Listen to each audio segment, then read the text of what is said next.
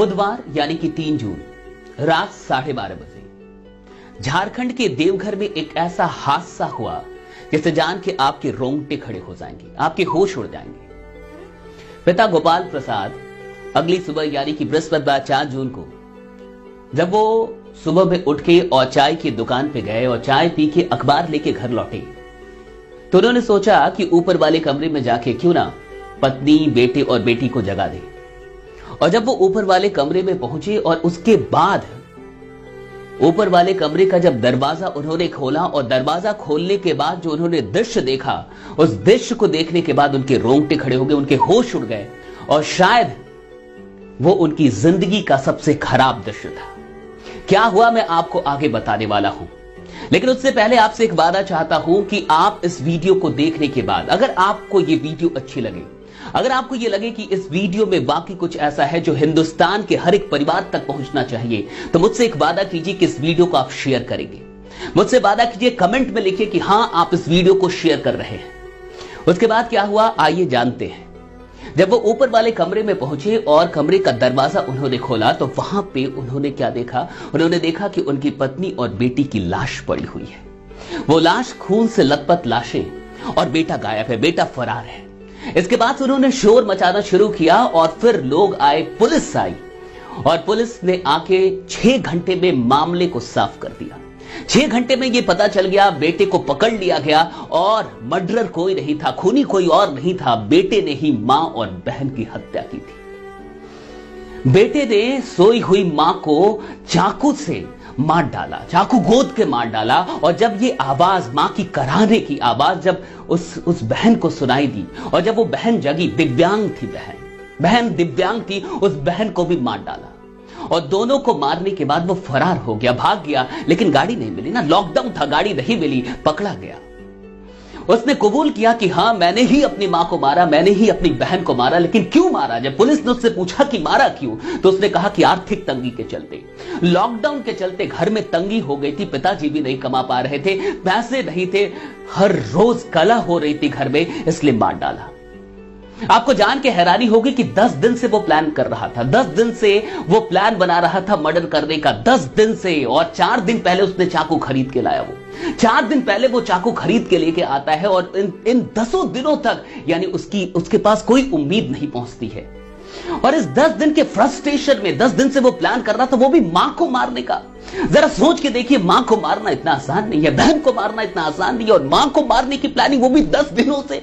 और 10 दिन की प्लानिंग करने के बाद वो 4 दिन पहले चाकू लेके आता और फिर भी वो प्लान करते रहता और एक दिन मार ही देता है मां को। और फिर भी कुछ लोग कहते हैं कि नेटवर्क मार्केटिंग ऑप्शन नहीं है। तो मैं आपसे पूछता हूं कि ऑप्शन क्या है?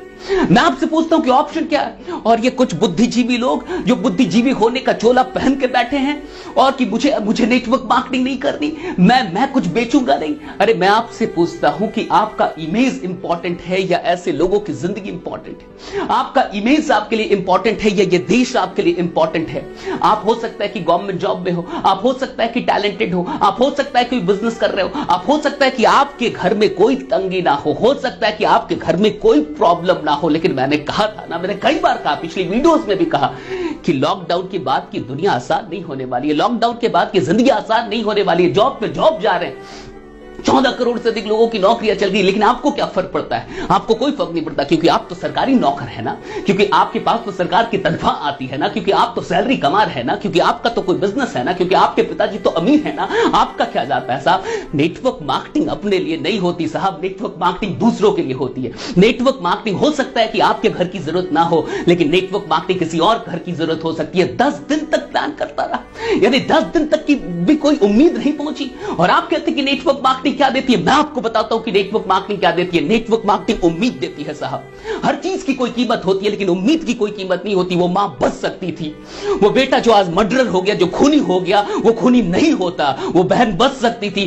कब? अगर उससे कोई उम्मीद मिल जाता। यानी 10 दिन में भी उसके पास कोई उम्मीद नहीं पहुंची। और नेटवर्क मार्केटिंग उम्मीद देती है साहब, कुछ दे ना दे उम्मीद देती है। ये उम्मीद देती है कि हर इंसान कुछ कर सकता है, हर इंसान कुछ कर सकता है। पिताजी पंचर की दुकान पे पंचर बनाते थे, मां घड़ी और खिलौनों की दुकान लगाती थी। पिताजी पंचर की दुकान पे थे, मां भी कुछ ना कुछ कर रही थी। और कम से कम कुछ 100 रुपए तो होंगे उस परिवार के पास, ताकि वो नेटवर्क मार्केटिंग का उम्मीद खरीद सके।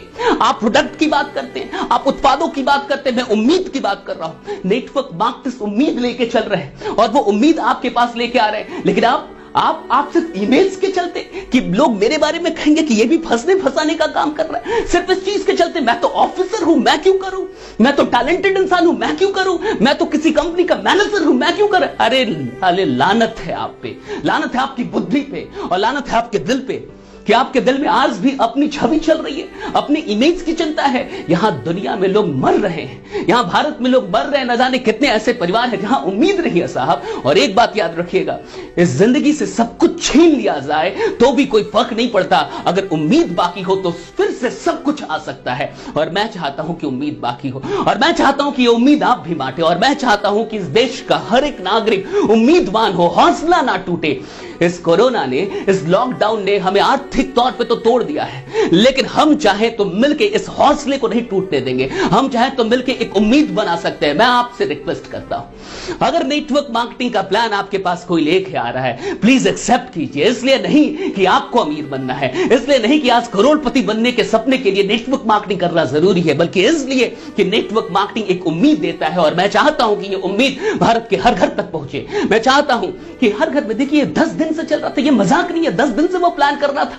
10 दिन तक अगर कोई पहुंच जाता, अगर बुधवार की रात से पहले, उस 12 बजे की रात से पहले अगर 3 तारीख को भी कोई पहुंच जाता और उसको नेटवर्क मार्केटिंग का प्लान दे देता, उसको समझा देता कि तुम जिंदगी में कुछ कर सकते हो, आर्थिक तौर पे आगे बढ़ सकते हो, तुम कोई फर्क नहीं पड़ता कि तुम्हारे पास डिग्री है कि नहीं, कोई फर्क नहीं पड़ता कि तुम्हारे पास कितना टैलेंट है, कोई फर्क नहीं पड़ता कि तुम्हारे पास क्या है और क्या नहीं, लाखों रुपए नहीं चाहिए, सैकड़ों रुपए के साथ भी यह बिजनेस शुरू होता है। अगर कोई भी इंसान उसके पास पहुंच गया रहता, वो मां का खूनी नहीं होता साहब। जीवन में इससे बड़ा और दुख क्या होगा कि अपनी मां को अपने हाथों से मारना पड़े, इससे बड़ा पाप और क्या होगा। लेकिन ये पाप करने पे लोग विवश हैं। और ये मत कहिए कि सिर्फ बेटा खूनी है, ये मत कहिए कि सिर्फ बेटा खूनी है, खूनी तो आप भी है, खूनी तो मैं भी हूं। हर वो इंसान खूनी है जो बैठा हुआ है, हर वो इंसान खूनी है जो नजरअंदाज कर रहा है, हर वो इंसान खूनी है जो आज भी स्वार्थ में लिपट के अपने बारे में सोच रहा है। साहब उठिए, जागिए, अब नहीं तो कब जागेंगे आप, जागिए और नेटवर्क मार्केटिंग को एक्सेप्ट कीजिए। और नहीं तो मैं आपसे पूछता हूं, क्या ऑप्शन है, क्या ऑप्शन है, कौन सी इंडस्ट्री हर इंसान को उम्मीद दे सकती है, कौन सी इंडस्ट्री है जो हर इंसान को उम्मीद दे सकती है। ना तो उसका क्वालिफिकेशन देखे, ना तो उसकी जाति देखे, ना तो उसका टैलेंट देखे, कुछ भी ना देखे और उम्मीद दे। कौन सी ऐसी इंडस्ट्री है साहब, मुझे बताओ, कमेंट करके बता दो कि कौन सी।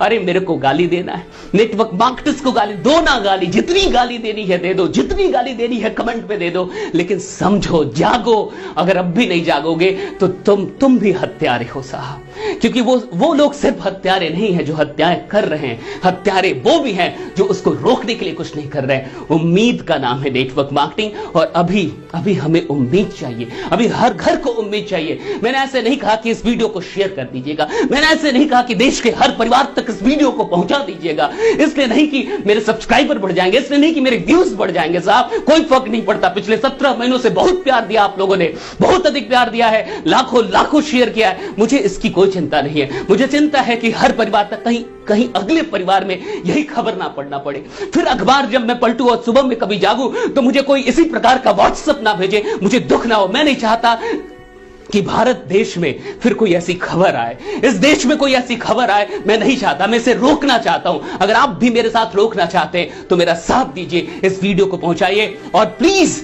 अगर आप नेटवर्क मार्केटिंग अभी तक ज्वाइन नहीं किए, प्लीज ज्वाइन कर लीजिए, प्लीज ज्वाइन कर लीजिए, अपने लिए नहीं साहब, किसी ऐसे परिवार की उम्मीद बन जाएंगे। हो सकता है कि कोई इंसान आत्महत्या करने वाला होगा, आपको देख के रुक जाएगा, आपके प्लान को देख के रुक जाएगा, आपकी उम्मीद से उसके अंदर एक नई चेतना भर जाएगी, उसके अंदर जीने की उम्मीद आ जाएगी। और प्लीज जो भी लोग परिवार के साथ रहे, मैं परिवारों से ये रिक्वेस्ट करना चाहूंगा, अपने बच्चों पे दबाव मत बनाइए, अपने बच्चों पे कमाई का दबाव मत बनाइए। हालात खराब चल रहे हैं, इन बातों को समझिए, सारे परिवार मिलजुल के रहिए, हौसला बनाए रखिए और नेटवर्क मार्केटिंग के साथ जुड़िए, क्योंकि यही एकमात्र विकल्प है। बाकी बने रहिए, जमे रहिए, क्योंकि आपका जीतना सुनिश्चित है। आप इस देश के बहुत बड़े कर्णधार हैं, आप काम करते रहिए, रुकिएगा मत, चाहे कुछ भी हो जाए। बहुत बहुत शुक्रिया आप सबों का, बहुत बहुत शुक्रिया। मैं नहीं चाहता कि फिर कोई न्यूज मुझे ऐसी मिले, मैं चाहूंगा कि इस वीडियो को एक अनेक परिवार तक पहुंचा दीजिए। बाकी फिर से मुलाकात होगी अगली वीडियो में, तब तक अपना ध्यान रखिए। बहुत बहुत शुक्रिया। Thanks lot. Thank you.